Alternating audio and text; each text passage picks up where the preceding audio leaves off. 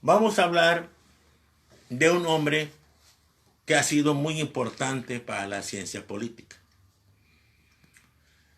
Cada vez que hablo con políticos, y conozco muchos, afortunadamente, muchos muy brillantes, otros no tanto, todos, casi todos me presumen de que lo conocen perfectamente bien y enseguida me dicen y me aseguran que no tiene nada que ver con sus ideas. A poco que hablo me doy cuenta que la mayoría no lo conoce. La gente mayoritariamente dice siempre Maquiavelo, el fin justifica los medios, pero es una reducción simple, miserable, no lo merece el florentino. Maquiavelo escribió mucho, escribió tanto que abarcó casi todos los géneros literarios. Fue poeta, escribió unas poesías bellísimas llamadas decenales. Fue autor de teatro, escribió una obra llamada La Mandrágora, que le gustó mucho a un papa, al propio Papa Julio II. Escribió biografías arregladas un poco porque las pagaron y con eso vivió un tiempo. Escribió cartas impresionantes y escribió muchas obras de ciencia política. Empecemos. Maquiavelo va como embajador a lo que se quería llamar Alemania en aquella época, pero que no era Alemania. Era un poquito lo que era el Imperio Austrohúngaro, que tampoco era exactamente el Imperio Austrohúngaro. Conoce a un Maximiliano, que no es el nuestro, que no es el México, el de México. Y se da cuenta que es muy brillante. Se da cuenta que es muy sagaz. Se da cuenta que es un gobernante brillante, capaz, que sabe lo que debe ser la ciencia del gobierno, pero se da cuenta que tiene un problema estructural fundamental. Tiene un imperio multiétnico. Está formado por un mosaico de nacionalidades. Y que ese imperio, tarde o temprano, le va a explotar en las manos a él o a sus seguidores. Es un imperio condenado al fracaso por esa realidad tan complejamente multiétnica que tiene. Es su primera obra. La segunda obra, Retrato de las cosas de Francia. Se da cuenta que el rey es bisoño. Esto es, no tiene experiencia. Es noble. Es muy ingenuo. Tiene muchas limitantes en su formación. Pero también se da cuenta que aquí se está haciendo realmente el Estado monárquico, la monarquía moderna.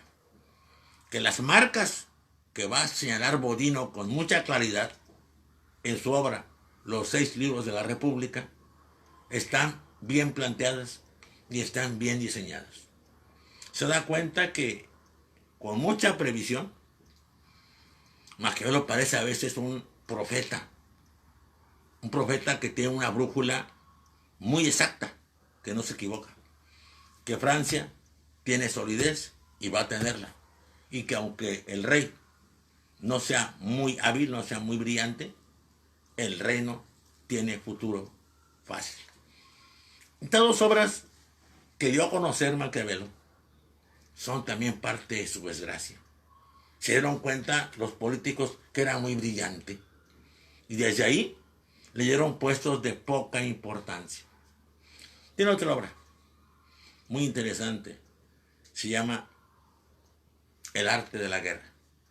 Este arte de la guerra es un título que se ha repetido a lo largo de la historia.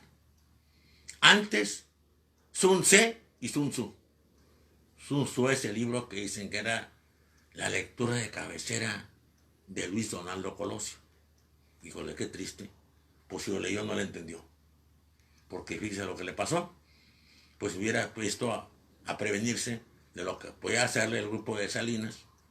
No Salinas, no el presidente, el hermano. Y definitivamente lo que le podía hacer Córdoba Montoya. Y bueno, el beneficiario de su muerte, que fue Ernesto Cedillo Ponce de León. El arte de la guerra es un libro interesante porque habla de los apotegmas de divide y vencerás. Y pone ejemplos de la historia italiana. Pero es desgraciado, equivocado en una cuestión fundamental. Maquiavelo no tiene ninguna especie de esperanza por las armas de fuego. No les ve futuro. Las ve condenadas al fracaso. Tiene cierta razón. En su época las armas de fuego eran muy limitadas. Costaba un problema cargarlas. Tenían muy poco alcance. Tenían muy poca precisión. No tenían rayado el cañón en la parte interna. Y para recargarlas era casi imposible. Les caían encima a los enemigos. Pero fíjese nada más qué diferencia. ¿Qué tipo de armas tenemos ahorita? Que tiran 600, 700 y 800 y más disparos por minuto. Otra obra muy interesante de Maquiavelo se llama Provisión para la reforma de la infantería. Es una gran obra. Maquiavelo sabe historia de Roma, pero de memoria. Y conoce la historia romana de las guerras púnicas. Y sabe que entre la primera y la segunda guerra púnica, Cartago sufrió lo que se llama la rebelión de los mercenarios y la rebelión de los agricultores, de los esclavos agricultores. Resulta que los mercenarios le pidieron más dinero a la cúpula que gobernaba Cartago. Y eso creó un problema, tan grande problema, fíjense, que ¿quién creen que le apoyó? Roma, con la que estaba en guerra. Era preferible luchar con el enemigo político que luchar con el enemigo de clase. Roma veía un peligro grandísimo en la rebelión esclava y la rebelión mercenaria, aunque ella no tenía mercenarios, y tenía que ayudar a Cartago a sofocar ese problema hasta la Segunda Guerra Púnica. ¿Cuál es el planteamiento de Maquiavelo en esta obra? No debemos tener tropas mercenarias. Las tropas mercenarias, si pierden, perdemos. Y si ganan, podemos quedar a merced de ellas. Porque puede ser que los lineamientos, que los planteamientos, que las condiciones de pago las alteren, exijan más y estamos a merced de ellas. Por eso él plantea el surgimiento de milicias nacionales. Es de los primeros en el mundo que plantea esto. Antes que el prusiano planteé lo que es, hablo de Federico Guillermo I, rey sargento, el servicio militar obligatorio. Intenta eso. Es una apuesta interesante que desgraciadamente pierde. Es el único trabajo de Maquiavelo donde le pagaron más o menos bien. Siempre tuvo sueldos mezquinos y hasta miserables, pero en este le dieron bien. Le dieron recursos para que pagara y los pagó.